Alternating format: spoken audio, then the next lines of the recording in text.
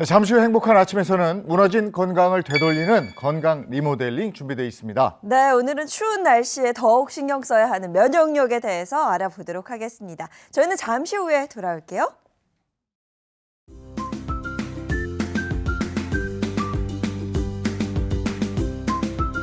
안녕하십니까. 행복한 아침 이재용입니다. 안녕하세요, 정예인입니다. 오늘은 2월 7일 금요일입니다. 매서운 한파가 계속 우리를 괴롭히고 있고 전국 곳곳에 지금 눈이 내리고 있어서 오늘 힘 딱 주고 걸으셔야 될 것 같습니다. 이럴 때 우리 몸은 또 면역력 비상이 걸리죠. 네, 중요합니다. 그래서 오늘 건강 리모델링에서는요, 추운 겨울철 위협받는 면역력 지키는 법 알아보도록 하겠습니다. 잠시 후를 기대해 주시고요. 자, 금요일 행복한 아침 본격적으로 시작할게요.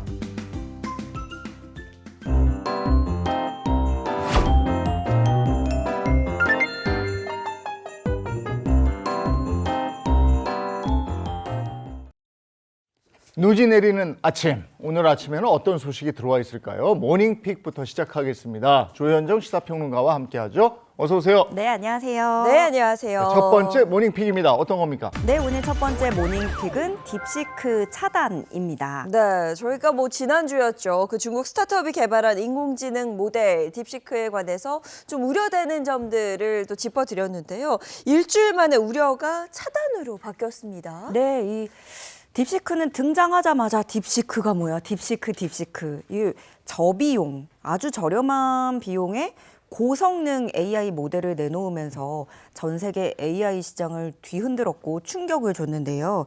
딥시크의 계정을 설정할 때 IP 주소는 물론이고 기본 정보, 또 키보드 입력 패턴, 리듬 이런 것까지 너무나 개인적인 것들, 과도한 사용자 정보를 가져간 거에 대해서 우려가 커지면서 정부 부처는 물론이고 민간 기업에서도 대거 접속 차단에 나섰습니다.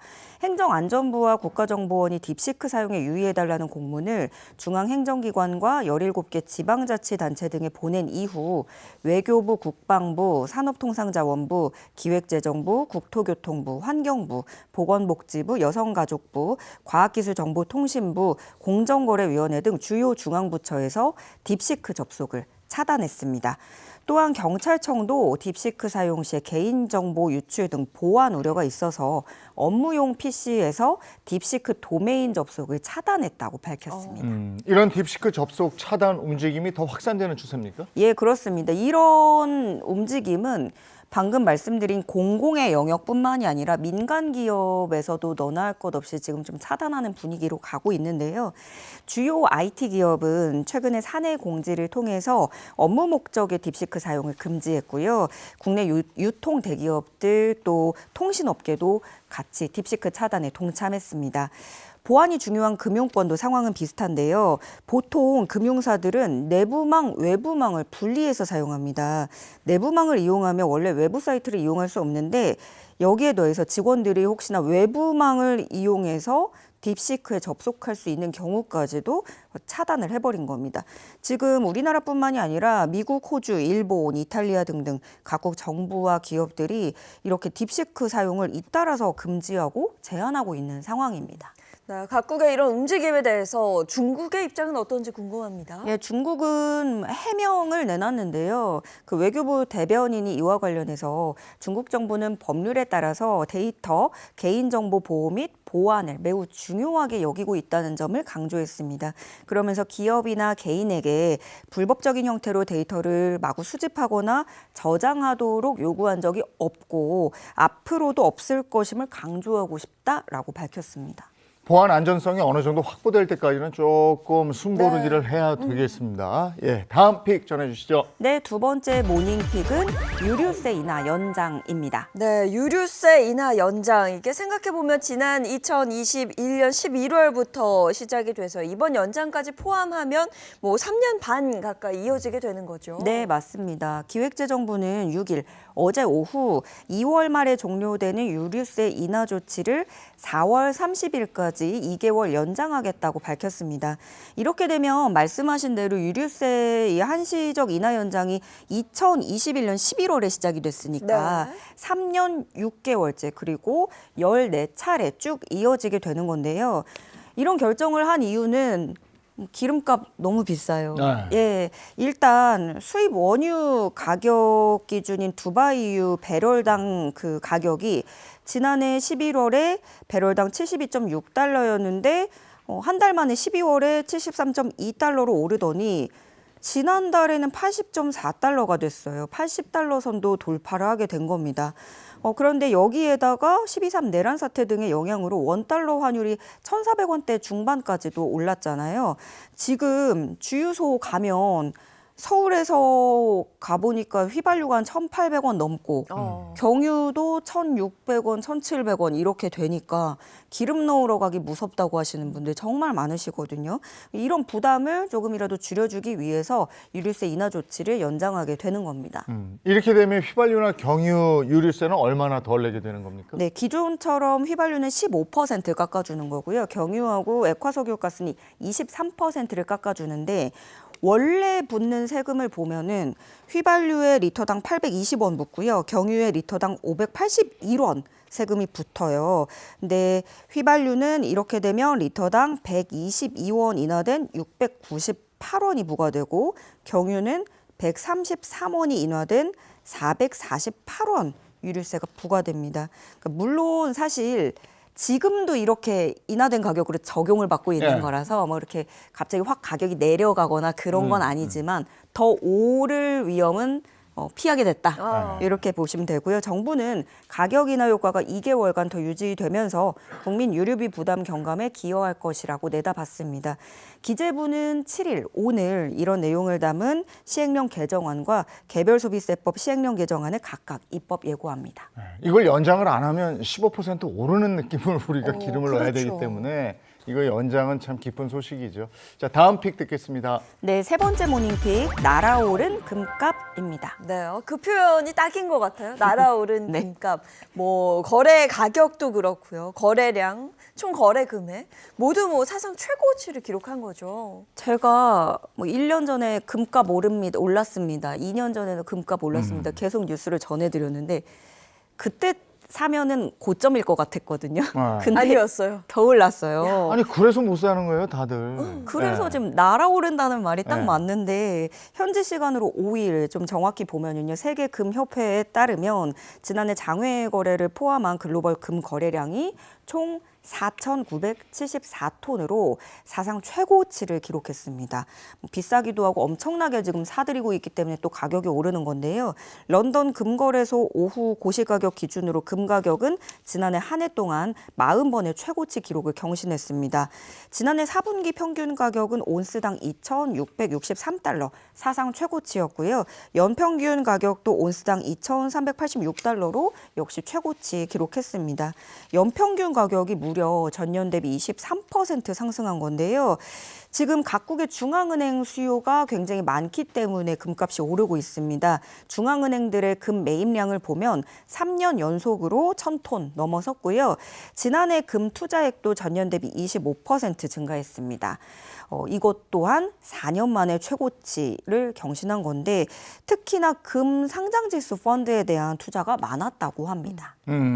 연일 최고치를 갈아치우고 있는데 어제죠, 6일 오전에 투자자들이 몰리면서 한국금거래소 홈페이지가 마비됐다고 그럽니다. 네, 맞아요. 지금 이제 금으로 가야 된다. 금으로 가야 된다. 이런 분위기가 가니까 여기서 더 오를 것이다라는 말이 퍼지면서 지금 사들여야 된다라는 심리가 작용했는데 어제 오전 10시 40분 기준으로 한국금거래소 홈페이지 대기 인원이 10,000명이 넘었고요. 대기 시간이요 무려 3시간에 달했다고 합니다. 금값이 오른다는 소식에 이렇게 더 몰린 건데 보통 금값이라고 하면은 대외 시장의 불확실성이 커지거나 인플레이션에 대한 기대, 우려가 커질 때 상승하게 되는데요. 지금 뭐 트럼프 대통령이 관세 전쟁을 선언하고 나섰잖아요. 그렇게 되면서 무역 불확실성이 커졌고 그러면 이건 자연스럽게 안전자산을 선호하는 경향으로 가기 때문에 금값이 오르게 되고 있습니다. 그 거래소에 따르면 지난달 24일부터 지난 5일까지 금시세 매일매일 상승하고 있는데요. 어제 기준으로 말씀드리면 한국금거래소에서 순금 한 돈, 3.75g이죠. 한 돈 살 때 가격이 57만 5천 원이었어요. 57만 원. 이거 손주 돌반지 하나 해줘야지 하면은 57만 5천 원에서 끝나는 게 아니고 그렇죠. 세공비들이죠. 네, 그리고 부가세 같은 거 넣고 하면 60만 원 넘어갑니다. 돌반지 하나에. 예, 이제 은값도 또 오르고 있습니다. 아니 내 손주 돌이야 뭐 어쩔 수 없이 이걸 해주지만 남의 네. 손주 돌에는 이걸 못 해주는데. 절대. 그죠? 그래서 요즘에는 아예 실반지도 있는데 그것도 너무 비싸서 제가 네. 알아봤는데 못 되겠어요. 아니 근데 요거는 경계하셔야 되는 게요. 네. 뭐가 이제 뭐 쏠림 현상이 있어서 뭐가 막 오릅니다. 그러면 끝물일 때가 있어요. 잘 보고 판단하세요. 잘 보고 판단하세요. 지난번에도 얘기를 했었는데. 근데 항상 이러다가 기회를 놓쳐. 그러니까 잘 보고 판단하십시오. 자, 모닝픽 다음은요. 네, 네 번째 모닝픽은 K문화 홀릭입니다. 네, 세계를 무대로 K문화의 위상이 점점 더 높아지고 있습니다. K문화 홀릭, 이번에는 어떤 얘기일까요? 네, 지난 24일 프랑스 파리에서 프랑스 영부인 브리지트 마크롱 여사가 주최한 자선 행사가 열렸는데요. 이 행사에 지드래곤, 태양, 방탄소년단의 제이홉, 블랙핑크의 로제가 프랑스의 밤을 뜨겁게 달구어서 화제가 됐습니다. 무대 영상을 보면 프랑스인들이 한국어 가사를 떼창을 해요. 맞아요. 네, 근데 그걸 보면서 이렇게 된 지 그래도 좀 몇 년 된 것 같은데 아직도 이게 되게 뿌듯하더라고요. 그래서 이렇게 프랑스는 지금 K 문화에 푹 빠져 있는 모습입니다. 6일인 어제 주한 프랑스 대사관에서는요, 2025년 상반기 국내 프랑스 문화행사 소개 기자간담회가 열렸는데요. 대사관이 올해 가장 중점을 두는 프로그램은 레지던스 프로그램입니다. 그러니까 이 프로그램을 통해서 프랑스 아티스트들이 3개월 동안 한국에 머무르는데 그동안 창작 활동도 하고 한국 예술가들과 협업하는 기회를 갖는다는 겁니다. 단순히 K문화를 즐기는 차원이 아니고 이제는 협업을 하는 차원까지 갔습니다. 아주 반가운 소식인데 또 어떤 프로그램이 있습니까? 네, 3월에도 K-팝 아뜰리에라는 게 진행이 되는데요. 프랑스 작곡가 4명이 이 JYP 엔터테인먼트 관계자들하고 함께 K-팝 노래를 만드는 프로그램입니다. 일주일간 이분들이 서울에 머물면서 집중적으로 K-팝 히트곡을 제작할 거라고 하는데 프랑스 감성하고 우리 감성이 합쳐져서 어떤 노래가 나올지도 너무 궁금해지고요. 또 내년 2026년은 한국과 프랑스의 수교 140주년을 맞이하는 해이기도 합니다. 주한 프랑스 대사관의 피에르 모르코스 참사관은 지금 프랑스 사람들은 K-팝과 드라마 등 한국 문화에 매료돼 있다. 한국의 콘텐츠 창작 비결을 배우고 싶어하는 프랑스 예술가들도 많다라고 전했습니다. 그러면서 우리 대사관이 그 열망을 반영해서 한국과 프랑스 간 문화 교류를 확대하는 가교 역할을 하겠다고 밝혔습니다. 네, 앞으로 한국과 프랑스 간의 문화 교류가 지금도 뭐 잘하고 있지만 더 좀 네. 활발하게 이루어졌으면 좋겠다 싶습니다. 네, 그래서 주한 프랑스 대사관은요, 올 상반기 동안 프랑스 문화를 느낄 수 있는 20여 개에 이르는 다양한 문화 행사도 마련을 해놨는데요. 7일 오늘 독서의 밤을 시작으로 해서 프랑스의 유명 그림책 작가이자 일러스트레이터인 바루 작가와의 만남 준비돼 있고요. 3월에는 피아니스트 올리비에 드 스피겔레르의 투어 공연, 4월에는 프랑스 영화주간, 프랑스 국립 오케스트라 내한 공연 등이 진행된다는 소식입니다. 네, K컬처와 프랑스 문화, 그러니까 F컬처 이렇게 됩니까? 네. 융합 기대해 보겠습니다. 자, 오늘 여기까지 하죠. 조현정 시사평론가와 함께했습니다. 고맙습니다. 네, 고맙습니다.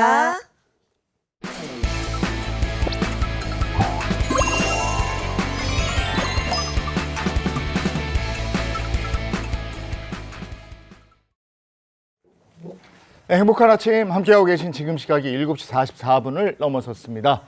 무너진 건강을 다시 되돌리는 건강 리모델링 시작할 텐데요. 앞서 말씀드렸지만 요즘같이 이렇게 매서운 추위에 면역력 관리 정말 꼼꼼하게 잘 하셔야 돼요. 네, 맞습니다. 이렇게 날이 추워질수록 면역력 관리가 힘들어지기 때문에 그 전에 이 면역력, 이 장벽을 튼튼하게 해두는 게 정말 중요한데요. 오늘 이 면역력 기르는 법 소개해 주실 든든한 주치의 선생님들부터 소개해 드리겠습니다. 장민욱 신경과 전문의, 민혜영 가정의학과 전문의 모셨습니다. 안녕하세요. 안녕하세요. 자, 그리고 양기영 소화기 내과 전문의와 개그우먼 이희경 씨도 함께합니다. 어서 오세요. 행복한 아침 꽁꽁. 아, 이게 꽁꽁 많이 춥다. 추워요. 춥다. 네, 꽁꽁 얼었다. 네, 지금 춥다고 강조해 주셨는데 네. 이렇게 겨울철에 근데 어떤 분들은 감기 한 번 안 걸리고 거뜬하게 나는 분도 있고 맞아. 매번 환절기나 겨울철에 감기를 달고 사는 분도 있어요. 어때요? 어떻습니까? 저 같은 경우에는 더위에는 약한데 추위에 강한 편이어서 좀 감기에 잘 안 걸리는 편인 것 같아요. 네, 감사하게도. 감사하게도 저는 좀 잘 걸리는 편이에요. 그래서 특히 이렇게 면역력 떨어진 분들은 감기뿐만 아니라 다양한 질환에 노출이 되어 있는데요. 자, 그래서 오늘은 우리 몸의 방패막입니다. 면역력 튼튼하게 지키는 법 알아보도록 하겠습니다. 자, 선생님 정확하게 면역력이 뭔가요? 우리 일상에서 면역력이란 말 굉장히 많이 쓰잖아요. 네. 근데 이게 굉장히 광범위한 개념이거든요. 그러니까 단순히 딱 하나 어떤 균에만 대항하는 게 아니라 전반적으로 외부에서 들어오는 모든 유해 물질에 대항할 수 있는 나의 방어력을 이야기를 합니다. 그래서 아까 감기 이야기하셨는데요. 사실 지금 이 공기 중에도 많은 감기를 유발하는 바이러스들이 있어요. 근데 이런 것들이 딱 침입을 했을 때 여기에 잘 대응해서 나는 감기에도 안 걸리고 별다른 증상이 없다면 면역력이 좋은 거죠. 그런데 똑같은 이 환경에 있는데 누군가는 감기에 걸리고 콧물도 나고 기침도 나고 이때는 내가 면역력이 약해서 방어를 제대로 하지 못하고 질병을 얻게 된 거예요. 그래서 우리가 감기에 유독 잘 걸린다 하시는 분들은 쉽게 얘기하면 면역력이 좀 떨어져 있는 상태다라고 볼 수가 있는데요. 우리 몸에서 이 방패막 역할을 할 수 있는 면역력이 낮다라고 하면 아까 말한 것처럼 똑같은 기회에 노출이 된다고 해도 이게 질병을 얻게 되고 더 큰 증상으로 발현할 가능성이 더 높아질 수밖에 없는 거죠. 실제로 요즘 감기가 많이 유행을 하고 있는데요. 감기는 원래 국소적인 상기도 질환이거든요. 그래서 내가 감기에 걸렸다. 그러면 가장 흔한 증상은 약간의 미열이 난다거나 기침, 콧물, 가래와 같은 상기도 증상이 한 3, 4일 정도, 보통은 수일 정도 지속이 되는 게 일반적인데요. 근데 여기에서 내가 면역력이 좀 떨어진 상태다. 그러면 이 증상들이 훨씬 더 심하고 훨씬 더 길게 나타날 수 있습니다. 더 심한 경우에는 국소적인 감염이 아니라 전신 증상으로 번져서 아주 심한 고열이나 근육통과 같은 다른 심한 증상들도 생길 수 있으니까 요즘같이 추울 때는 이 면역력을 올리는 게 굉장히 중요한 거죠. 자, 우리 몸이 이렇게 외부에서 오는 여러 가지 유해 물질들을 방어하는 이런 기전들이나 방법들은 굉장히 다양합니다. 자, 예를 들어서 우리 피부와 이 점막, 입 같은 데, 이 부드러운 데들은 1차적인 방어선이 될 수가 있고요. 그다음에 우리가 음식을 먹을 때 그 음식에도 많은 그런 유해 물질이 섞여 들어오는데 이 음식을 소화할 때 나오는 소화액들, 뭐 위산 이런 것들 아주 강력하게 그런 유해 물질들을 방어해 줄 수 있는 그런 방어층이 되고요. 또 그 외에도 또 항원에 대한 항체 반응들 또 그리고 또 병원균이 들어왔을 때 그걸 단백질을 통해서 공격을 해가지고 제거하기도 합니다. 그리고 좀 이 기침이나 재채기 같은 것들 뭐 굉장히 불편하고 또 귀찮을 수도 있지만 이것들은 사실 우리 몸이 방어를 잘하고 있다는 또 하나의 증거가 되기도 합니다. 면역력 얘기할 때 항상 빠지지 않는 게 또 있죠. NK 세포라는 게 있는데요. 그러니까 자연 살해 세포라는 겁니다. 이 NK 세포는 우리 몸 그 면역 체계를 좀 더 활성화시켜주고 다른 면역 세포들을 더 일을 잘할 수 있게 도와주기도 하는데 그래서 우리 몸 전체 면역력에 큰 영향을 미칩니다. 혈액을 따라서 전신에 퍼지면서 이 면역력에 관여를 하게 되는데요. 혈액을 따라 퍼지다가 암세포라든지 또 바이러스 등을 만나면은 직접 그 세포들을 죽이는 역할을 하기도 하죠. 예, 자 이런 이 NK 세포들은 활성도라는 것이 굉장히 중요합니다. 자 우리가 이제 이 NK 세포의 활성도가 높게 되면은 아까 말씀 들으셨던 암세포라든지 또는 이 바이러스에 좀 감염된 세포 같은 이런 이상 세포들을 빨리 발견을 하고 또 빨리 제거를 하는 그런 것들이 아주 적극적으로 잘 이루어지는데요. 자, 희영 제가 한번 퀴즈 하나 또 드리도록 할게요. 네. 퀴즈 매니저. 자, 일반적으로 건강한 사람들도 이 무서운 암세포가 매일 조금씩 이 생성이 되는데 하루에 몇 개나 암세포 발견돼요? 매일 생긴다고요? 매일입니다. 매일. 매일 내 몸에? 네. 어우, 한 개만 생겨도 나 너무 싫을 것 같은데. 그럼 일단 저 좀 크게, 통 크게 통 크게. 가볼게요. 50개. 통 크게 50개. 매일매일 생기면 이것도 무시 못할 거야. 맞아. 예, 50개. 굉장히 사실 암세포니까 그죠? 네. 50개 굉장히 무섭죠. 하지만 정말 놀랍게도 하루에 이 생성된 암세포 그보다 훨씬 많습니다. 네. 50개보다 훨씬 많으면 몇 개 정도 돼요? 예, 사실 이 일반적으로 건강한 사람들도 자 놀라지 마시죠. 평균적으로 암세포가 하루에 약 5,000개 정도가 발생을 합니다. 5,000개요? 그럼에도 불구하고 이 NK 세포가 암세포를 공격해서 사멸시키는 것을 매일매일 쉬지 않고 이렇게 반복을 하고 있기 때문에 이게 암세포로만 끝나고 이게 암이라고 하는 무서운 질환으로는 이제 진행을 하지 않게 되는 거죠. 하지만 우와. 정말 서글픈 거는 나이가 들수록 다른 장기들이나 다른 기능들도 그렇듯이 이 활성도가 NK 세포도 떨어지게 되는데 특히 40대가 되게 되면은 이 NK 세포 활성도가 정말 급격하게 떨어진다는 것이죠. 어머, 어떡해. 아니 암세포의 활성도가 떨어져야지 왜 NK 세포의 활성도가 떨어져요. 오만 회가 떨어져. 그러면 NK 세포의 활성도가 떨어지면 어떻게 됩니까? 이제 가장 흔하게는 우리가 아까부터 설명을 드렸던 감기나 코로나, 독감과 같은 감염성 질환에 취약해지게 되고요. 더 무섭게 설명을 드리면 아까 양경 선생님 이야기하신 것처럼 암에도 취약해질 수밖에 없습니다. 사실 우리가 암이 걸리지 않도록 생겨나는 암세포를 제거해주는 것도 NK세포이지만 암에 걸리고 나서도 NK세포가 끊임없이 여기랑 싸우면서 진행을 최대한 더디게 해줘야 되거든요. 그런데 NK세포의 활성도가 떨어진다. 암세포에 대한 공격에서부터 자유로울 수가 없으니까 더 빨리 진행을 하게 되겠죠. 어떻게 보면 정말 생명과도 직결되어 있는 상황이다라고 볼 수가 있는데요. 대부분의 사람들이 건강하게 생활을 하기 위해서는 1억 개 정도의 NK세포가 필요하다라고 해요. 1억 개요? 1억 개. 그러면 NK세포의 활성도 검사는 뭘 해야 돼요? 피 검사하면 알 수 있습니다. 혈액 검사를 통해서 NK 세포의 숫자도 알아볼 수가 있고 그리고 또 활성도도 알아볼 수 있는데요. 숫자는 이제 500 피코그램 퍼 데실리터 이상이면은 문제가 없습니다. 이제 500 정도보다 더 높으면 좋다 이렇게 기억하시면 좋을 것 같고요. 활성도 검사는 일부러 이 NK 세포를 마치 이제 병원균에 노출된 것 같은 비슷한 상황으로 이제 자극을 시켜서 얼마나 활발하게 그 활동성이 증가하는지를 보게 됩니다. 이제 NK 세포 이 숫자가 500 미만으로 떨어지면요, 암 검진을 권고하기도 합니다. 그러면 피 검사할 때 NK 세포 활성도 검사해 주세요 이렇게 얘기를 해야 되는 거죠. 네, 그렇습니다. 그러면 우리 지금 잘 보십시오. 그리고 그 한번 체크를 해보세요. 면역력이 떨어졌다는 걸 내가 어떻게 판단할 수 있을까? 이거 지금부터 알려드릴게요. 네, 자가 진단법이 있습니다. 하나하나 설명해 드릴게요. 보여주세요. 자, 시청자분들도 보시면서 함께 체크해 보시면 좋을 것 같아요. 자, 피로가 잘 해소되지 않는다. 감기에 자주 걸리고 오래 간다. 입안이 헐거나 입주위 물집이 잘 생긴다. 눈에 염증이 자주 생긴다. 스트레스가 많이 쌓인다.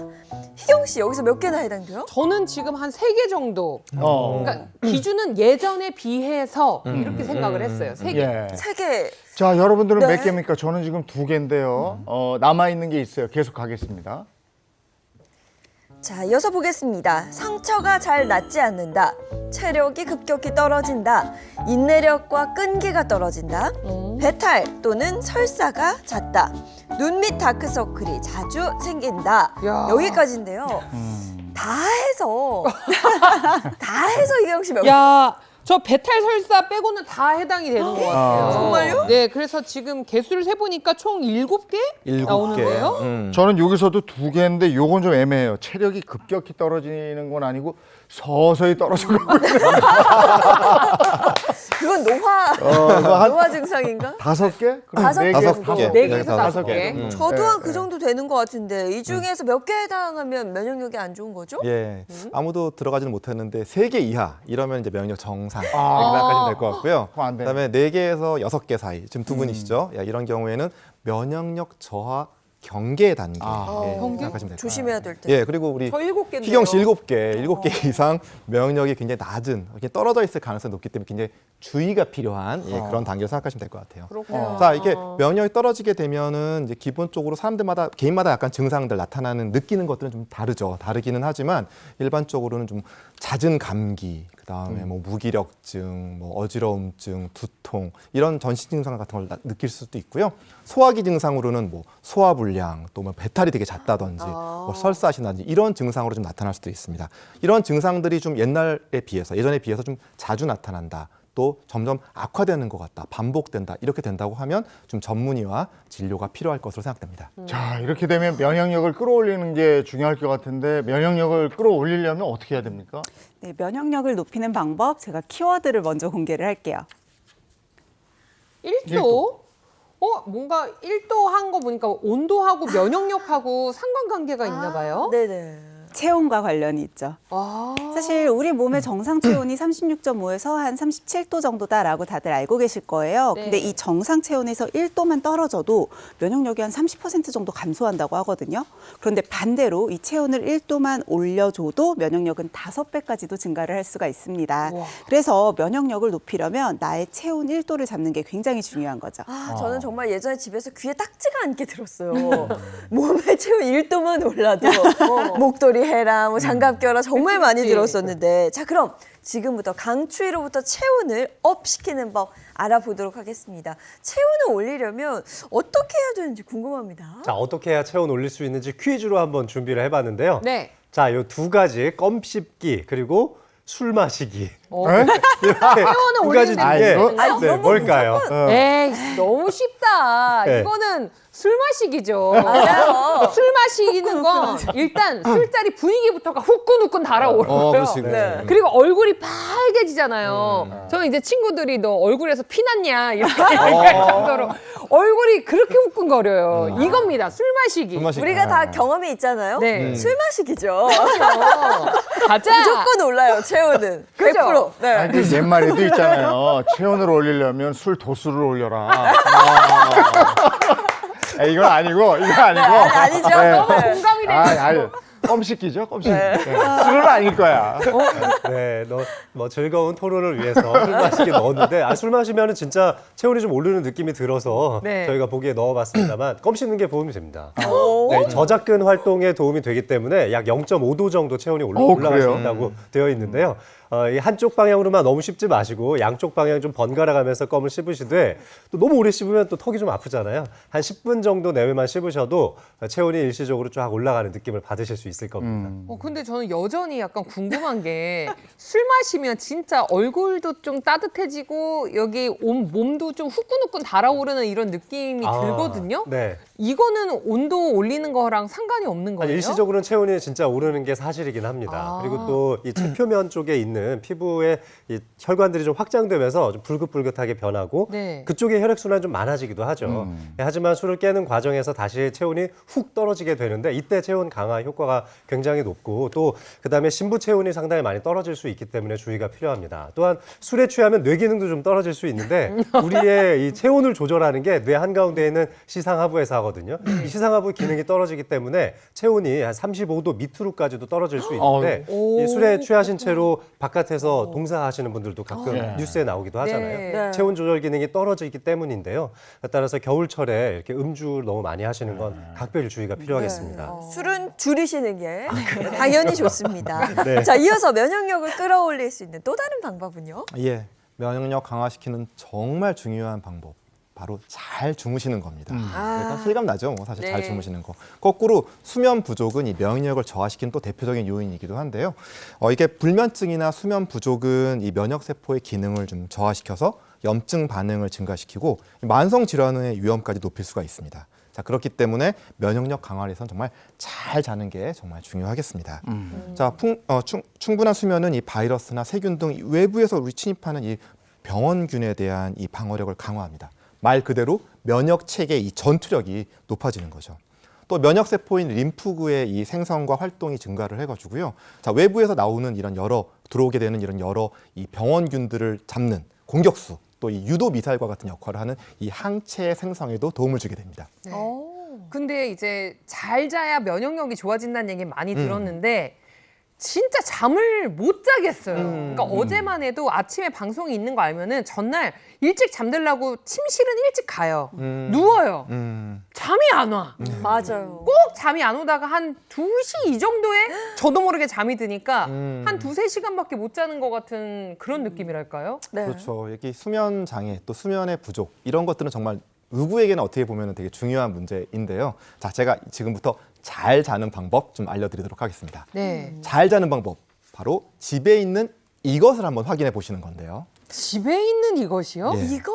그거 선생님 집만 있는 거 아니에요? 다행히도 우리 집에도 있어요? 아마도 있을 겁니다. 제가 가보지는 못했지만. 아, 그래요? 예. 진짜 모르겠어요. 예, 뭐지? 자, 이것이 바로 이불입니다. 이불. 어. 예. 자, 이불. 내가 좀 잘 잔다. 정말 좋은 수면을 하고 싶다라고 한다면은 집 안에 있는 이 이불을 한번 점검해 보시면 좋을 것 같습니다. 근데 이불은 다 거기서 거기 아닌가? 그 음. 수면제 묻은 이불 팔고 그래요?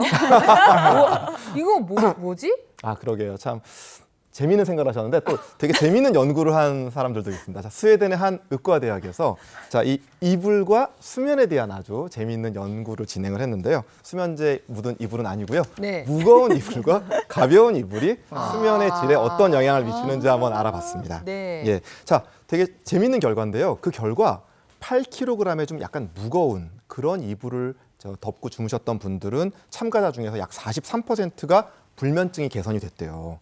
절반 가까이가. 그런데 약 1.4kg 정도 무게 좀 약간 가벼운, 상대적으로 가벼운 이불을 사용한 참가자들의 경우에는 약 3%만 효과를 봤다고 합니다. 예. 자, 이불의 무게감이 우리 몸에 있는 이 부교감 신경이라는 것을 자극해서 신체를 좀 진정시키는 효과를 줘서요.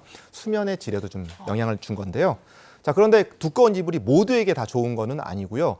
예를 들어서 코골이가 좀 심한 분들 있죠. 네네. 그다음에 또 코골이와 이어지는 게 바로 이 수면 무호흡증인데 수면 무호흡증이 있다던가 아니면은 좀 더위를 남들보다 좀 더 잘 느끼거나 아니면 공황 장애가 있는 분들 이런 분들은 오히려 약간 무거운 이 이불을 덮었을 때 수면의 질이 더 떨어지거나 아니면 다른 2차적인 문제가 생길 수가 있으니까 그렇겠다. 이런 분들은 좀 이제 전문의와 좀 상의가 필요할 것으로 생각됩니다. 그러니까 전반적으로는 얇은 이불보다는 어느 정도 두께감이 있는 이불을 덮고 자는 분들이 더 잘 자더라 네. 이런 것이고요. 이 외에도 잘 자는 법은 또 뭐가 있습니까?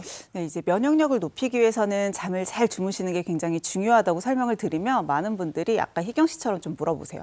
선생님 저 뭐 해야 돼요? 뭐 먹어야지 잘 잘 수 있어요? 근데 사실 뭔가를 더 하시는 것보단 숙면을 방해하는 습관을 피해 주시는 게 더 중요합니다. 왜냐하면 현대인들은 정말 숙면을 방해하는 너무 다양한 나쁜 습관들을 많이 가지고 계시거든요.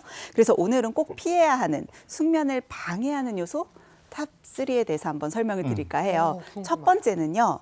불을 켜고 주무신다든지 완전히 어둡지 않은 환경에서 주무시는 거예요. 그리고 생각해보면 정말 생각보다 많은 분들이 불을 다 끄면 그 캄캄한 게 무서워가지고 스탠드라도 뭐 하나 수면등. 맞아요. 수면등, 무드등이라도 켜고 주무시는 분들이 꽤 많더라고요. 근데 이게 안 좋은 거예요? 예, 우리 뇌는 죄송합니다. 우리 뇌는 이제 낮과 밤을 구별하는 능력을 갖고 있죠. 빛을 받게 되면은 망막 세포에서 그 빛을 감지해서 뇌에 이 송과체라고 하는 부분에서 나오는 멜라토닌 분비에 영향을 미치게 되는데요. 그래서 한낮에 좀 빛을 많이 쐬어주면 밤에 멜라토닌 많이 나오게 되는데 밤에 이 밝은 빛을 쐬게 되면 낮이라고 착각을 하게 되는 거예요. 그래서 잠을 잘 수가 없게 되죠. 그래서 밤에는 꼭 어두운 환경을 조성하시는 게 좋고 또 면역력 강화를 위해서 수면을 잘 해야겠다. 그러면 나의 수면 환경이 좀 어둡게 설정이 되어 있는지 보시고요. 너무 무섭다 하시면은 스탠드 중에서 좀 긴 파장의 붉은색 등들이 있거든요. 네, 그런 등을 이용하셔서 좀 낮게 조도를 설정해서 켜두시면 도움이 될 것 같습니다. 네. 그럼 이어서 숙면을 방해하는 두 번째 요소는 뭐예요? 이것도 해당하는 분들 상당히 많으실 거예요. 과도한 카페인 섭취입니다. 커피. 맞아. 네, 현대인들이 워낙에 이제 바쁜 생활을 많이 하시고 또 업무가 과중하다 보니까 낮 동안에 집중력도 올리고 각성 상태도 좀 유지를 하기 위해서 카페인 음료 많이 드시거든요. 커피도 많이 드시고 아예 그냥 카페인이나 각성 성분이 들어가 있는 좀 에너지 드링크도 많이 드시죠. 또 녹차에도 카페인이 많이 함유가 되어 있거든요. 이게 일시적으로는 피로를 잊게 해주고 집중력을 높여줄 수 있는데 사실 너무 늦은 시간까지 카페인의 영향을 우리 몸이 받다 보면 아까 설명해 주신 대로 멜라토닌의 분비 자체가 좀 억제가 되게 되고 각성 상태가 밤늦게까지 오래 유지되니까 정상적인 수면 패턴을 깨트리게 됩니다. 그래서 내가 약간 밤에 잠을 잘 못 자겠다 또는 수면의 질이 너무 떨어졌다 하실 때에는 혹시 낮 동안에 너무 많은 양의 커피나 카페인을 드시는 건 아닌지 또는 너무 늦은 시간까지 드시고 계신 건 아닌지를 꼭 점검을 해주셨으면 좋겠고요. 좀 과도하게 섭취한다 싶으면 카페인의 섭취를 줄이고 잠들기 한 그래도 5시간에서 6시간 전부터는 카페인 음료를 끊으시는 게 좋습니다.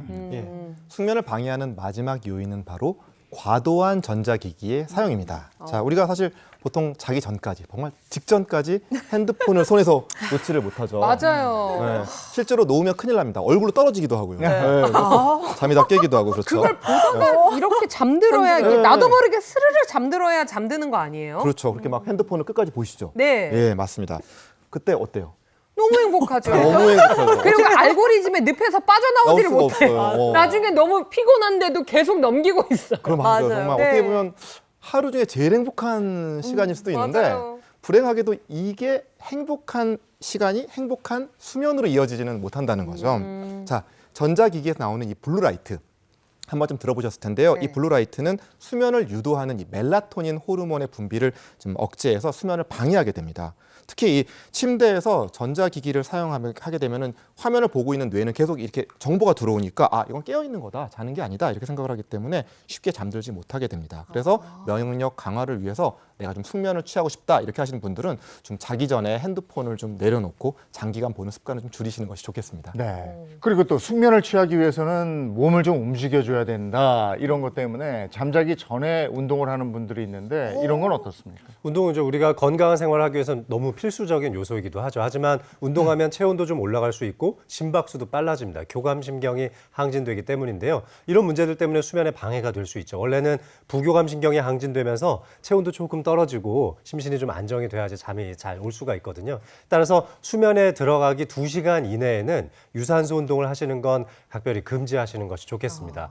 가벼운 스트레칭 정도만 하시고 주무시는 걸 추천을 드리고요. 그런데 우리가 운동을 안 하고 살 수는 없잖아요. 네. 그래서 운동하신다면은 아침이나 점심때쯤에 하시는 걸 추천드리고 싶습니다. 네, 뭐 앞서 면역력 강화하려면 NK 세포를 활성화해야 한다. 또 이렇게도 알려주셨는데 이거 방법을 모르겠어요. 뭐 말을 걸 수도 없고 사실 어떻게 해야 NK 세포 활성화를 할 수 있는 거죠? 예, 지금 뭐 답을 알려드릴 건데 약간 놀랍다. 이거 어떤 관계가 있지 싶은 그런 방법일 수 있을 것 같은데요. 적을 거야.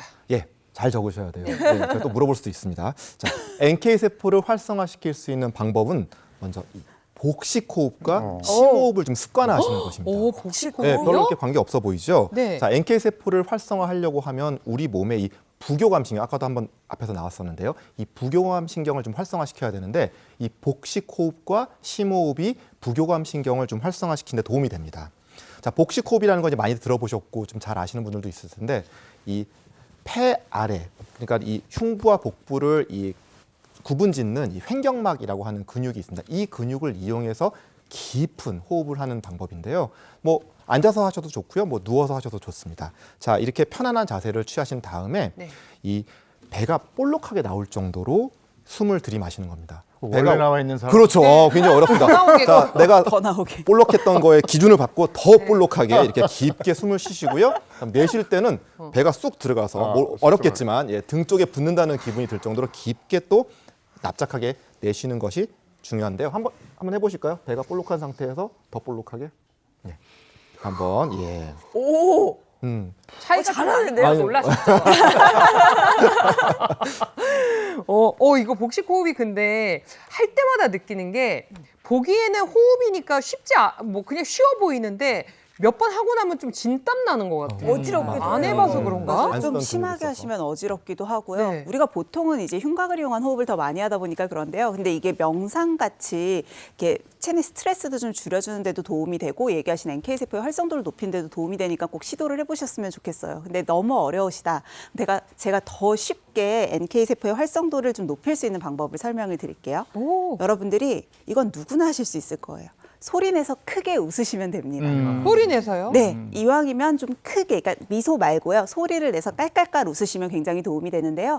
미국 하버드 의과대학의 연구팀에서 한 오래 웃으실 필요도 없어요. 1분에서 5분 정도 짧게 웃으면 이후에 5시간에서 최대 6시간까지 지속적으로 NK세포가 증가한다라는 연구 결과를 발표하기도 했거든요. 네. 사실 난 웃을 일 없어 하실 수도 있는데 감정 상태랑 무관합니다.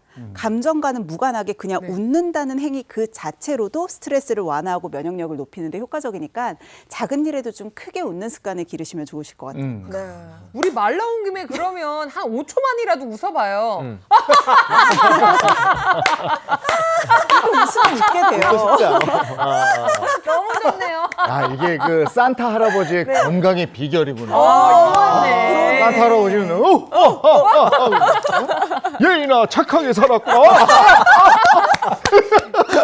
NK세포를 늘리는 건지 몰랐네.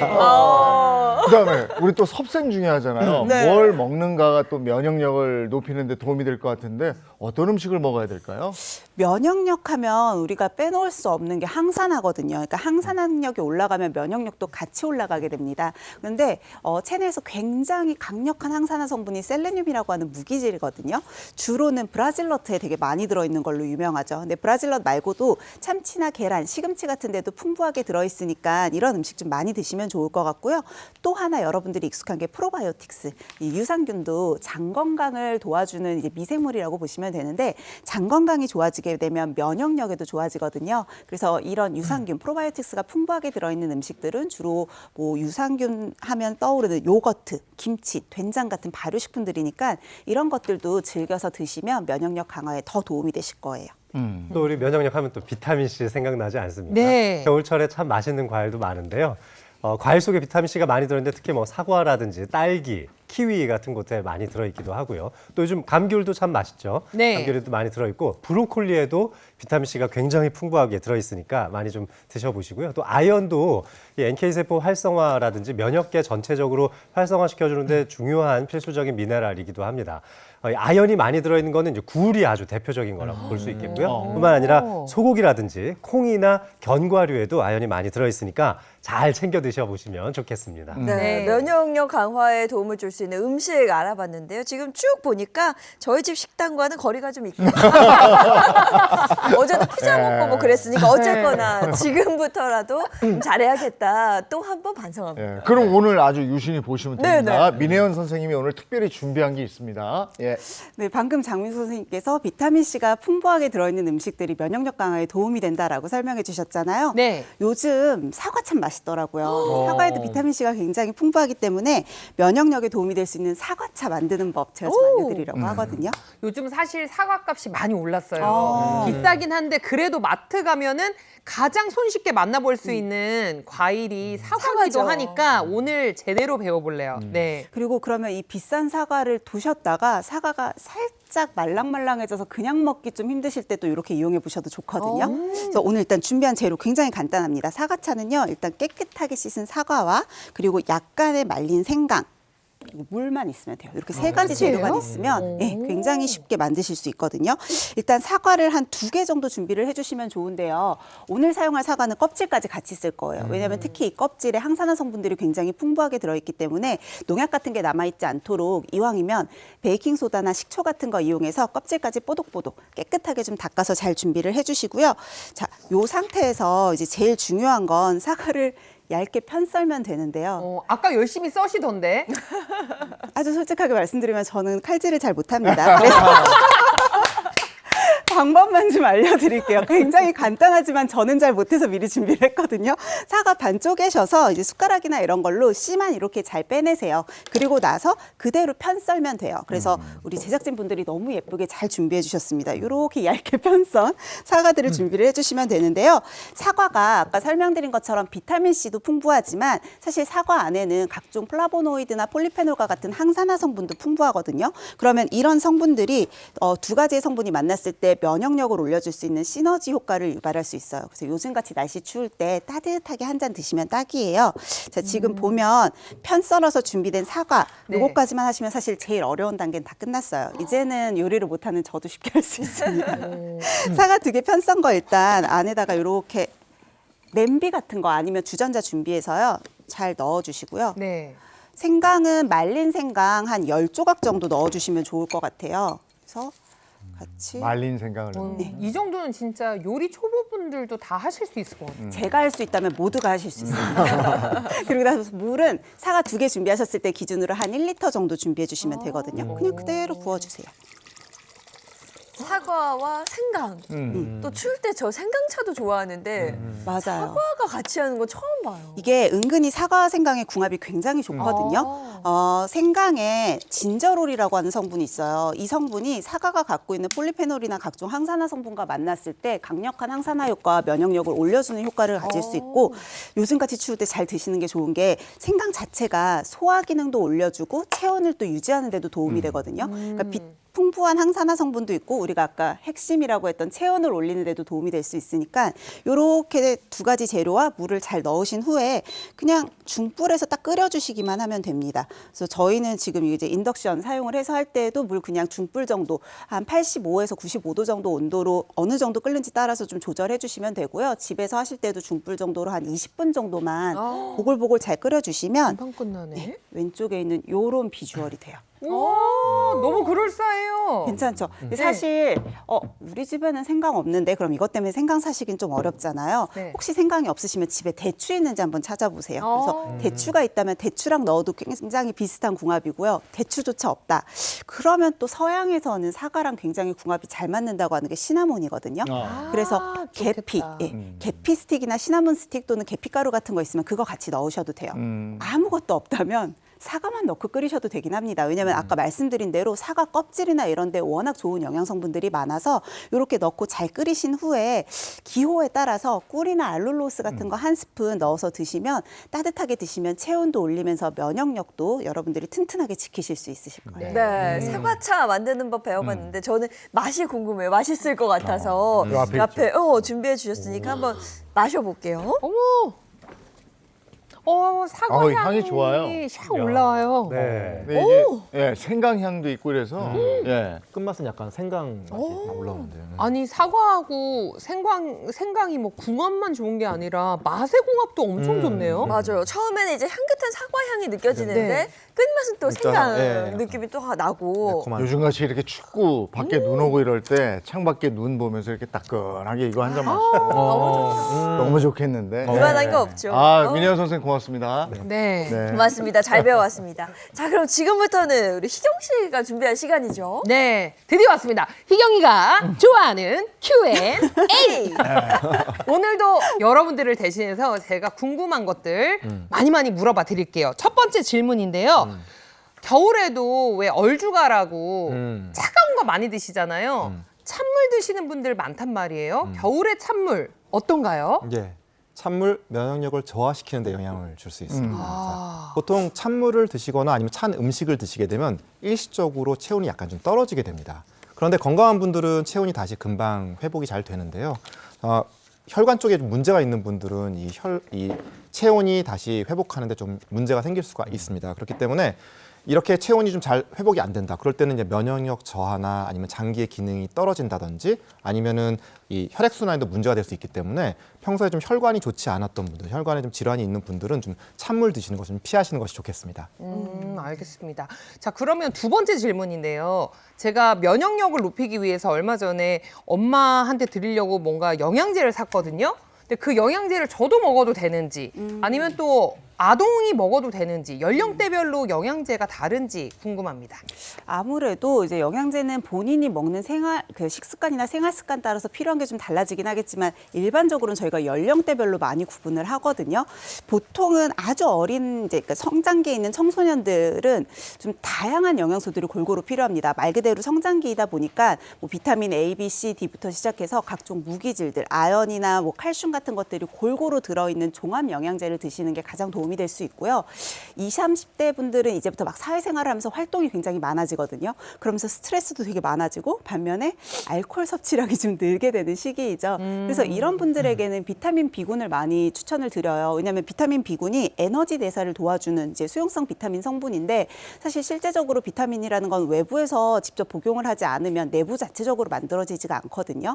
그래서 비타민 B 중에서도 비타민 B 같은 경우는 비타민 B군이라고 해서 단일 성분이 아니라 비타민 B1, 2, 3 그리고 5, 6, 7 또 11 12나 아니면 약간 9과 영어 같이 수업 같았어요. 굉장히 다양한 이제 군이 있기 때문에 비타민 B군, B 컴플렉스라고 해서 이제 섞여져 있는 종합 영양제를 드시는 거를 추천을 드려요. 또 하나가 비타민 B는 수용성이다 보니까 이왕이면 아침 공복에 드시는 걸 많이 추천을 드리거든요. 다른 음식물을 먹고 함께 비타민 B를 먹었을 때에는 아무래도 그 안에 있는 기름 성분 같은 것들이 흡수율을 좀 떨어뜨릴 수가 있어서 위장 장애가 없다고 하면 이제 공복에 드시는 걸 추천드리고 다만 이런 걸 먹었을 때 나는 좀 속쓰림이 있고 불편하다라고 하면 식후에 드시는 게 더 안전하겠죠. 네.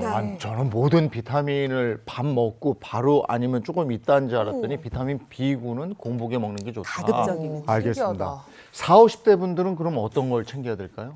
40, 50대에는 이제 누구나 갱년기가 또 찾아오는 시기 아니겠습니까? 수면 장애도 생기고 호르몬 불균형이 찾아오면서 노화가 가속화될 수 있는데 이때 항노화를 위해서 항산화 영양제 같은 것들 많이 드시면 네. 좋겠죠. 이제 대표적인 것들이 칼슘, 마그네슘, 비타민C나 오메가3와 같은 항산화 효과가 뛰어난 이 영양제들을 생각해 볼 수 있겠는데요. 이런 것들은 소화 흡수를 좀 돕기 위해서는 사실 공복에 드셔서는 안 되고 음식과 함께 드시거나 식후에 즉시 같이 드시는 게 좋습니다. 특히 뭐 칼슘 같은 경우는 공복에 먹으면 굉장히 속 쓰리니까요. 네. 꼭 식사와 함께 드시기를 추천드리고 싶습니다. 이제 마지막으로 60대 이상의 좀 노령의 연령대에서는 아무래도 노화로 인한 질환들이 발생하기가 쉬운 시기이거든요. 가장 추천드리는 영양 성분은 오메가3입니다. 오메가3가 항산화 성분도 좋고요. 항염 효과도 있고 또 혈관 건강에도 도움이 되면서 면역력을 올려줄 수 있어서 좋을 텐데요. 오메가3 지방산 역시도 필수 영양소예요. 즉 신체 내부에서 직접 만들 수가 없기 때문에 외부적으로 반드시 섭취를 해야 하니까 이런 보충제의 보충제의 도움을 좀 받으신다면 더 좋을 것 같습니다. 또 오메가3 지방산이라고 하잖아요. 말 그대로 기름 성분, 지방 성분이기 때문에 이왕이면 좀 기름진 음식물과 함께 먹었을 때 흡수율이 더 올라가요. 그래서 식사 직후 또는 식후 한 15분 이내에 섭취를 하시는 게 더 도움이 될 수 있고요. 이외에도 아무래도 노년기가 되면 좀 시력 저하나 백내장애 걱정이 있으시니까 루테인도 도움이 될 수가 있고요. 셀레늄이나 클로렐라 같이 강력한 항산화 성분이 있는 영양제들도 면역력을 올리고 여러분들의 건강을 지키는 데 도움이 되실 것 같아요. 네, 내 몸의 방패입니다. 면역력에 대해서 알아보고 있는데요. 면역력이 떨어지면 나타나는 질환들이 상당히 많은데 그중에서도 특히 조심해야 하는, 주의해야 하는 질환이 있다고 합니다. 선생님 좀 알려주시죠. 네, 면역력이 낮은 이제 노약자라든지 어린 아이 같은 경우에 특히나 주의해야 되는 질환이 있는데요. 2023년도 우리나라 사망 통계 기준을 보면 10대 사망 원인 중에 바로 폐렴이 굉장히 중요한 순위를 차지했는데 자, 10위 중에 몇 위까지 됐을까요? 폐렴? 10위 중에? 네. 근데 이제 국내 10대 사망 원인이면 왠지 암들이 많이 있을 것 같아가지고. 암이 1등이죠. 폐렴은 그래도 순위가 한 8위에서 9위 정도만 돼도 심각하다고 말할 것 같아요. 왠지 네. 느낌에. 그리고 상위권일 것 같은데. 상위권일 그쵸? 것 같은데? 오늘 이 문제 나온 거 보니까 저는 네. 뭐 한 3, 4위 정도 되지 않을까. 10년 전에는 이제 한 6, 7위 정도를 차지했었는데요. 이게 2023년도 통계에서 3위까지 올라왔습니다. 예상하신 대로 1위는 암이었고요. 2위는 심장 질환이었는데요. 그러니까 그만큼 굉장히 많이 발생하는 게 또 3위에 이어서 이제 발생하는 폐렴이라고 할 수 있는데 네. 주로 세균이나 바이러스, 곰팡이균이 상기도 쪽을 통해서 폐까지 침투하면서 발생하는 염증성 질환이라고 할 수 있겠습니다. 아니 우리가 알잖아요. 구준엽 씨 아내가 얼마 전에 독감으로 인한 네, 폐혈증 뭐 맞아요. 이걸로 사망을 했는데 그 정도로 무섭다는 건데 폐렴은 왜 걸리는 거예요? 사실 폐렴은 정말 원인이 너무너무 다양합니다. 근데 그중에서도 가장 일반적인 원인이다라고 하면 아까 얘기하신 것처럼 이제 감기나 독감으로 시작을 했다가 이게 합병증으로 번지면서 생기는 경우들이 좀 흔하죠. 그래서 가장 흔한 경우는 감염성 폐렴이라고 해요. 외부에 있는 바이러스나 세균과 같은 것들, 즉 감염성 병원균에 의해서 발생을 하는 경우입니다. 사실 지금도 우리가 이 숨쉬는 공간 안에도 폐렴을 일으킬 수 있는 물질들은 굉장히 다양하게 있어요. 그런데 우리가 폐렴에 걸리지 않는 이유는 우리 폐 자체적으로 이런 나쁜 물질이 폐 안으로 들어왔을 때 여기와 싸워서 이겨내거나 아니면 폐에서 바깥으로 내보낼 수 있는 자체의 정화적인 기능을 가지고 있거든요. 근데 그런 방어력, 면역력이 떨어져 있다. 그러면 이런 똑같은 환경에 노출이 됐을 때도 폐렴까지 걸릴 수가 있는 거죠. 어린아이나 노약자 또 만성질환을 가지고 계신 분들이 이렇게 폐렴에 취약한 이유도 바로 이런 면역력 때문입니다. 예, 음식이나 이 침을 잘못 삼켜가지고 이렇게 사례가 들린다든지 아니면 이렇게 의식이 좋지 않은 상태에서 이렇게 음식물이라든지 아니면 입안에 있는 그런 분비물들이 이 기관지를 통해서 폐로 넘어가서 원래는 식도로 넘어가야 되는데 이런 것들이 돼서 흡임성 폐렴이 발생하기도 합니다. 자, 노약자라든지 만성 질환자 또는 이 중환자실에서 치료를 받던 분들이 결국은 이 폐렴이 진행을 하고 발생을 해가지고 이 돌아가시게 되었다 하는 건 이런 케이스에 해당을 하는 거죠. 자, 폐렴이 여기서 끝나지 않고 정말 위험하다, 죽을 수도 있다라고 하는 것은 이게 전신으로 폐에서 끝나는 것이 아니라 전신으로 퍼져서 폐혈증이나 이 쇼크로 이어지기 때문인데요. 또 그것뿐만 아니라 이 폐 안에서도 뭐 거기에 이제 고름이 차는 농흉이라든지 폐농양 또는 급성 호흡 곤란 증후군이라든지 이런 식으로 폐 안에서도 또 굉장히 심각한 이 호흡 부전을 일으켜서 결국은 심한 경우에 사망에 이를 수도 있는 굉장히 무서운 질환이라고 할 수 있겠습니다. 아유, 저는 근데 감기랑 폐렴이 좀 헷갈리더라고요. 이게 감기가 심해지면 뭐 폐렴으로 가고 폐렴이 심해지면 이게 뭐 암으로 가고 혹시 그런 건가요? 먼저 이제 감기 심해지면은 폐렴으로 간다 이렇게 오해하시는 분들도 많은데요. 엄연히 이제 감기와 폐렴은 다릅니다. 뿐만 아니라 폐렴과 또 폐암도 완전히 다른 질병이에요. 이 감기와 폐렴을 혼동하시는 이유가 아마 초기 증상이 상당히 유사하기 때문일 텐데요. 감기 같은 경우에는 상기도 쪽에 감염을 일으킬 수 있는 바이러스, 이 바이러스 종류만 해도 200가지가 넘거든요. 그뿐만 아니라 여러 가지 세균 침투에 의해서 생길 수 있는 상기도 감염 증상을 감기라고 할 수 있겠고요. 폐렴은 이런 세균이나 바이러스, 곰팡이균과 같은 이런 나쁜 물질들이 폐 쪽으로 침투하면서 염증을 일으켰을 때 그것을 폐렴이라고 이제 할 수가 있겠죠.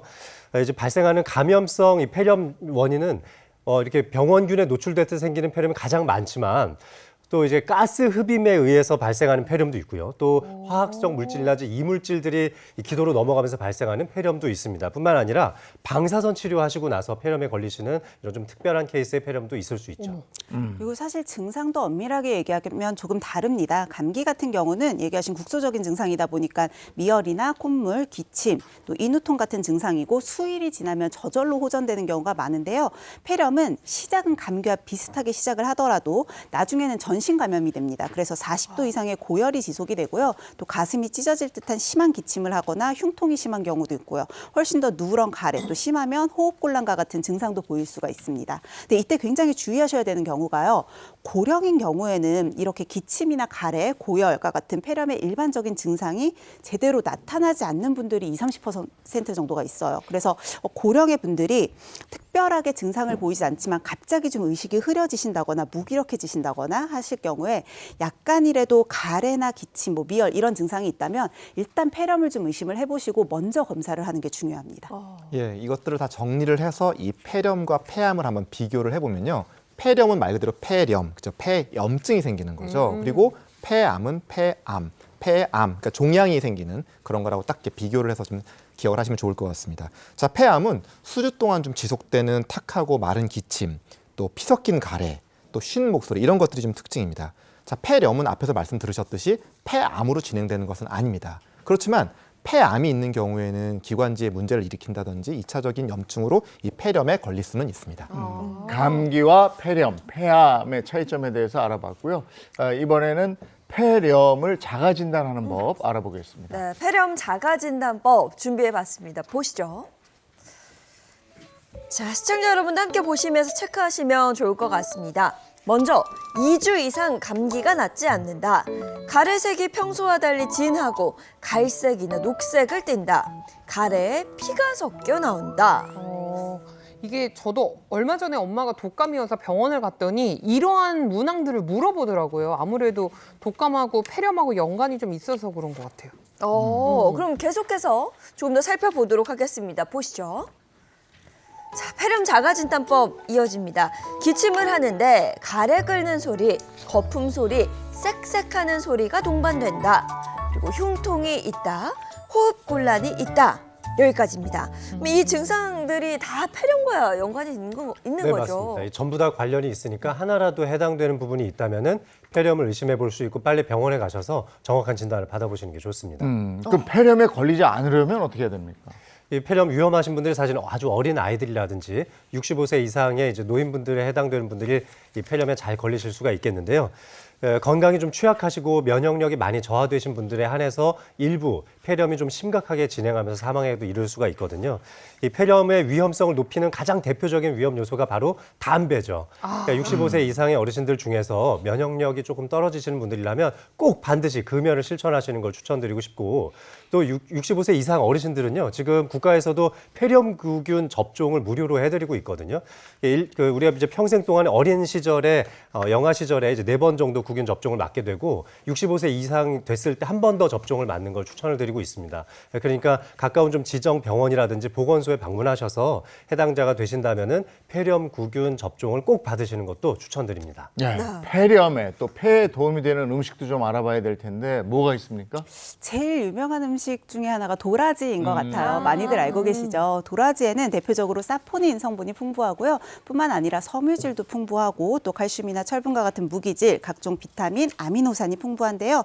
특히 이 도라지의 주요 성분인 사포닌이 기관지와 호흡기 건강에 좋은 걸로 널리 알려져 있죠. 또 도라지 드실 때 약간 쌉쌀하잖아요. 요게 알칼로이드류나 아니면 배당체류 같은 것들 때문에 나는 맛인데 이런 쓴맛이 사포닌 성분과 함께 기관지의 평활근을 좀 많이 운동을 활성화시켜주기 때문에 염증을 가라앉히는 데도 좋고요. 가래 배출을 원활하게 해주는 데도 도움이 됩니다. 네, 자 면역력 저하가 부르는 질환에 대해서 살펴보고 있습니다. 또 면역력이 떨어질 때 조심해야 하는 질환 어떤 게 있을까요? 면역력이 떨어질 때 특히 주의해야 될 질환으로는 방광염이 있죠. 겨울 감기 이렇게 부르기도 하는데요. 우리 방광이라고 하는 기관은 하복부의 정중앙 그리고 치골의 뒤쪽에 위치를 하고 있는데 남성의 경우에는 직장 바로 앞에 있게 되고요. 여성의 경우에는 자궁과 질 앞쪽에 입치를 하게 됩니다. 방광은 그 자체만으로 큰 근육으로 이루어진 하나의 큰 주머니처럼 생긴 근육 덩어리라고 볼 수 있는데 우리 소변을 약 500cc 정도 저장을 할 수 있고 최대 많이 늘어나면 한 900cc까지도 저장을 할 정도로 굉장히 신축성이 좋은 근육으로 되어 있습니다. 신장, 그러니까 콩팥에서 걸러진 이 소변이 순뇨관을 통해서 방광 쪽으로 모여지면 방광에 저장을 했다가 배설시키는 그런 기관에 해당되죠. 지금 방금 방광염이 겨울 감기다라고 이야기를 해주셨는데 또 다른 별명이 있습니다. 바로 여성들의 감기라는 별명이거든요. 실제로 2023년도 한 해에 이제 방광염을 진단받은 환자 중에 무려 94.6%가 여성이었다고 해요. 그만큼 정말 여성들에게 흔하게 발생을 하는 염증 증상 중에 하나인 거죠. 근데 여자들이 방광염에 더 잘 걸리는 이유가 있나요? 예, 그렇습니다. 그 이유는 신체 구조에 있는데요. 이 신체 구조, 해부학적인 구조로 봤을 때 여성은 남성보다 요도의 길이가 좀 짧죠. 그러다 보니까 이제 세균이 그러니까 쉽게 올라갈 수 있는 그런 취약한 구조로 되어 있고요. 또 여성들이 좀 더 이렇게 많이 근무하는 그런 또 업종 중에 하나가 서비스업인데 이런 데 있다 보면 아무래도 좀 소변을 좀 더 참아야 되고 화장실 자주 못 가는 이제 그런 일들이 벌어지죠. 또 여자들은 또 여성 호르몬의 감소라고 하는 이제 그런 필연적인 노화 과정을 또 겪다 보니까 이 방광염에 더 취약하게 됩니다. 자, 방광염은 이제 세균의 감염이다 보니까 이 면역력이 떨어지게 되면 이 세균 감염에 더 흔하게 이제 노출될 수밖에 없는데요. 자, 방광염을 일으키는 세균, 80% 이상이 이 세균을 통해서 일어나는데요. 자, 어떤 세균인지 한번 맞춰보십시오. 저는 지금 왠지 나왔는데요. 병원성 대장균일 것 같아요. 그래도 그 생식기 쪽에 있는 근처에? 균일 것 같아서. 예. 그래요? 비만은 아닐 것 같고 인플루엔자는 장티푸스인가? 독가 인플루엔자고 네. 장티푸스는 뭐 아무 때나 걸리는 건 아니잖아요. 그러면 1번 그죠? 대장균 네. 같지 않아요? 그죠? 희경 씨 정답 약간? 같은데요? 1번? 1번? 네, 희경 씨가 정답 맞추셨어요. 바로 병원성 대장균이 맞습니다. 이 외에도 이제 장구균이라든지 또 포도상구균이나 간균 등도 원인균으로 지목이 되고 있는데요. 이 방광에서 배출구까지 요도가 여성인 경우에는 이 직선으로 설정이 되어 있어서 좀 더 감염에 취약하도록 되어 있고 또 항문과도 그 거리가 상당히 좀 인접하고 있기 때문에 감염에 취약할 수 있습니다. 특히 대변을 통해서 이 병원성 대장균이 나타날 수가 있는데요. 그래서 이 가까운 거리를 통해서 이 직접적으로 방광 안쪽까지 감염을 일으킬 수 있는 거라고 되어 있습니다. 방광염의 증상은 어떻게 나타납니까? 예, 가장 흔하고 또 가장 많이 호소하시는 증상은 이제 소변의 횟수가 굉장히 많이 늘어난다는 것입니다. 일반적으로 우리 사람들은 하루에 6번에서 한 8번 정도 소변을 보는 것이 일반적인데 거꾸로 8번 이상 소변을 되게 자주 보게 된다. 이러면은 거꾸로 방광염이 아닐까 이렇게 한번 의심을 해봐야 되죠. 자, 그리고 또 하나는 갑자기 아주 강하고 도저히 참을 수가 없다라고 이렇게 소변을 딱 요일을 느끼게 되는 맞아요. 바로 절방요 이런 것들도 이제 방광염의 증상이 될 수가 있고요. 또 배뇨를 할 때 아랫배가 묵직하게 아프다던가 요도 끝이 아프다던가 이렇게 통증을 느낀다든지 아니면은 소변을 다 봤는데도 이렇게 잔뇨감이라고 하죠. 이렇게 소변이 남아 있는 것 같은 다 개운하게 빠지지 않은 것 같은 그런 느낌이 들거나 아니면 정말 염증이 심할 때는 우리 육안적으로 봤을 때도 소변에 좀 피가 섞여 있는 것 같은 그런 혈뇨가 보이기도 합니다. 또 그리고 그렇지 않더라도 소변의 색깔 보통 이렇게 맑은 건강한 때는 이제 황갈색의 색깔을 띠게 되는데요. 그런 게 아니라 좀 뿌옇고 투명하고 뭔가 좀 섞여 있는 것 같은 그런 느낌이 들 때도 역시 방광염을 의심해 볼 수가 있습니다. 방광염이 심해지면은 그러니까 주무시다가도 갑자기 막 소변을 보고 싶어서 막 수시로 막 화장실 들락날락 하다 보면 아무래도 수면의 질이 아까 말씀드렸듯이 떨어지고 면역력이 떨어지고 이렇게 되다 보니까 이것이 불면증, 우울증 이렇게 이어질 수도 있습니다. 네. 그런데 방광염에도 종류가 있나요? 네, 방광염은 크게는 급성 방광염과 만성 방광염으로 나눌 수가 있는데요. 급성 방광염 같은 경우는 해부학적이거나 또는 기능적인 이상이 특별히 없는데 세균 감염으로 인해서 발생하는 단순 염증을 뜻합니다. 반면에 만성 방광염은 보통 1년에 3회 이상 방광염이 자주 발생을 하는 경우인데 지속적 누적 또는 완치되지 않은 방광염을 뜻하죠. 네, 그럼 일상 속에서 방광염을 부르는 요인은 어떤 것들이 있을까요? 제일 중요한 게 아마 소변 참는 습관인 것 같아요. 소변을 참게 되면은 방광 안에 소변이 오랫동안 머물게 되겠죠. 그렇게 되면 원만하게 이제 배설이 잘 안 되기 때문에 그 머무는 공간 안에서 이 소변이 점점 더 농축될 수도 있고 그 안에 세균의 번식 가능성도 높아집니다. 이렇게 되면은 방광 안쪽에 염증을 좀 더 잘 유발할 수 있게 되는데 이제 이렇게 이제 방광이 손상되기 시작하면 사실 상처가 났을 때 치유와 회복하는 과정이 필요한데 면역력이 떨어져 있는 시기에 이 염증 반응이 더욱더 활발해지면서 회복되는 속도가 따라가질 못하는 거예요. 그래서 이제 이게 방광염으로 이어질 수 있는데 이렇게 된다면 이게 계속 만성화되고 반복되면서 급성 방광염이 만성 방광염으로 바뀔 수도 있는 거거든요. 이렇게 되면은 우리 소변 배출에 좀 지장을 줄 수 있는 그 내장 기관 중에 하나인 신장이라든지 비장이라든지 위장 쪽 기능까지도 같이 떨어질 수도 있는 겁니다. 예. 자, 두 번째로 이 방광염을 부르는 요인 바로 변비입니다. 변비? 예, 앞에서 아까 그 방광염을 일으키는 균의 80%가 병원성 대장균이라고 아까 희경 씨가 맞춰주셨는데요. 예, 그러다 보니까 이 변비가 있으면 이 대변 안에 세균의 밀도가 높으니까 세균의 숫자가 많아지는 거죠. 그러다 보면서 이 방광염의 위험성이 높아지는 것으로 알려져 있습니다. 그러니까 방광염을 치료하실 때 만약에 변비가 같이 있다, 그럼 변비를 같이 치료해 주시면은 쉽게 낫고 또 재발률도 좀 떨어지게 되겠죠. 아까 소변을 참는 게 방광염을 부르는 요인 중에 하나다 이렇게 말씀하셨어요. 그래서 아예 소변 자체를 거부하기 위해서 물을 안 마시는 거예요. 아, 물을 안 먹을 수 있지. 아니 왜냐하면 요즘에는 여군 소대장들이 많이 계신데 네. 행군하고 이럴 때 화장실 가는 게 참 불편하기 때문에 물을 안 마시고 행군합니다. 이런 기사를 본 적이 있어요. 물을 안 마시면 그럼 어떻게 돼요?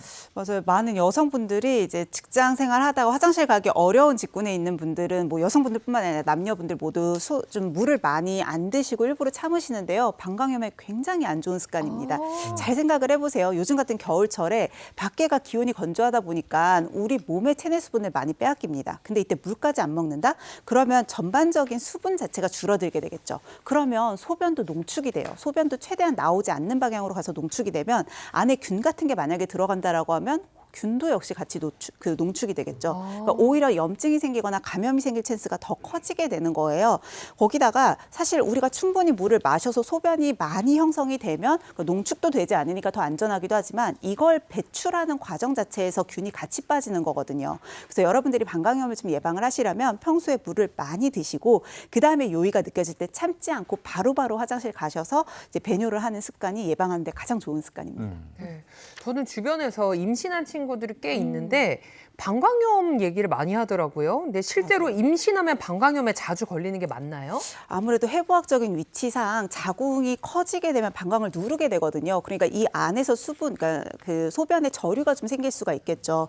그래서 염증이 생기기도 쉽고요. 또 호르몬 때문에도 방광의 운동성 자체가 많이 떨어집니다. 그러면 전체를 다 배출하지 못하고 남아있게 되니까 여기서 감염이 될 가능성이 더 크거든요. 실제로 임산부 중에 한 3% 정도가 급성 방광염에 걸린다고 해요. 근데 임산부들은 특히나 이때 치료가 중요한 게 제때 치료를 하지 않는다면 조산이나 유산으로까지도 이어질 수가 있습니다. 그래서 증상이 의심이 된다라고 했을 때는 반드시 바로 산부인과로 가셔서 진료를 받아보시는 게 중요하죠. 네. 이게 나쁜 습관, 그러니까 소변 참는 습관이나 뭐 이런 거 고치고 뭐 좀 쉬고 이러면 괜찮아지겠지. 네. 이래서 괜찮아지는 건 아니죠. 그렇죠. 사실 아주 경미한 방광염 같은 경우는 좋아질 수도 있지만 아까 감기와 폐렴과의 관계랑도 비슷한데요. 제때 치료를 하지 못한다. 그럼 국소적으로 있던 염증이 더 번지게 되겠죠. 위로 번진다고 하면 신장으로 가는 거거든요. 신우신염은 방광염과 아예 다릅니다. 전신질환이기 때문에 굉장히 열도 많이 나고 통증도 심해요. 옆구리 통증이나 상복부의 통증 같은 것들을 동반할 수가 있거든요. 또 치료 기간도 훨씬 크고 잘못하면 입원을 하셔야 될 수도 있으니까 쉽게 생각하지 마시고 방치하지 마시고 바로바로 치료받으시는 게 중요하죠. 네. 오늘은 요즘 같은 때 더 신경 써야 되는 내 몸의 면역력을 증강시키는 방법 그리고 면역력을 잃으면 어떤 질환들이 생기는지에 대해서 알아봤습니다. 도움 말씀 고맙습니다. 네, 고맙습니다. 네, 오늘 건강 리모델링에서는 이렇게 추운 날씨에 꼭 지켜야 하는 면역력 알아봤는데요. 스튜디오는 사실 따뜻합니다. 그리고 외부에 날씨가 어떤지 알 수가 없어서 바로 기상캐스터 연결해서 날씨 알아보도록 하겠습니다. 문단영 기상캐스터, 지금도 눈이 오나요? 네, 여기 상암동에 보시면 하얗게 눈이 내려서 쌓여 있습니다. 새벽부터 눈발이 흩날리고 있는데요. 지금도 약하게 눈발이 흩날리고 있습니다. 눈과 함께하는 추위에 입김이 멈추지를 않는데요. 현재 서울의 기온은 영하 7.3도를 보이고 있고요. 강풍의 체감 기온은 영하 13.3도까지 떨어져 있습니다. 앞으로 호남 서해안에는 최대 25cm 이상의 많은 눈이 예상되고요. 경기 남부에는 최대 10cm 이상, 서울에는 3에서 8cm 정도로 양이 적지 않겠습니다. 수도권과 강원의 눈은 오전이면 그칩니다. 충청과 영남은 오후면 그치는데요. 다만 충청 지역은 오늘 밤에 다시 눈이 시작되겠고요. 호남과 제주는 모레까지 길게 이어집니다. 오늘 한낮에도 추위가 가시기는 어렵겠습니다. 서울이 한낮에 영하 7도, 광주 영하 2도, 대구 영하 1도로 종일 영하권을 맴돌겠습니다. 주말에도 추위는 사정을 봐주지 않습니다. 토요일에는 오늘과 비슷한 정도의 추위가 이어지겠고요. 일요일에는 영하 10도 안팎으로 여전히 평년 기온을 밑돌겠습니다. 폭설과 한파가 함께하고 있습니다. 쌓인 채 얼어버린 눈에 미끄러운 도로 주의하셔야겠고요. 약한 구조물은 붕괴되지 않도록 미리 점검이 필요합니다. 지금까지 날씨 전해드렸습니다. 이 눈은 일상이 분주하지 않을 때는 낭만인데 네. 일상이 분주하면 이게 방해가 돼요. 그렇습니다. 특히 오늘이 또 그럴 것 같아요. 내린 눈이 좀 녹고 또 얼어붙으면서 저는 오늘 뭐 지하 주차장에서부터 좀 미끄럽더라고요. 오늘 하루 교통안전 또 보행자 안전 주의하셔야겠습니다. 좋은 하루 보내시고요. 저희는 다음 주 월요일 아침 7시 30분에 돌아올게요. 행복한 아침, 행복한 하루, 그리고 행복한 주말 보내십시오. 고맙습니다. 고맙습니다. 즐거운 OS에서 Play the next channel A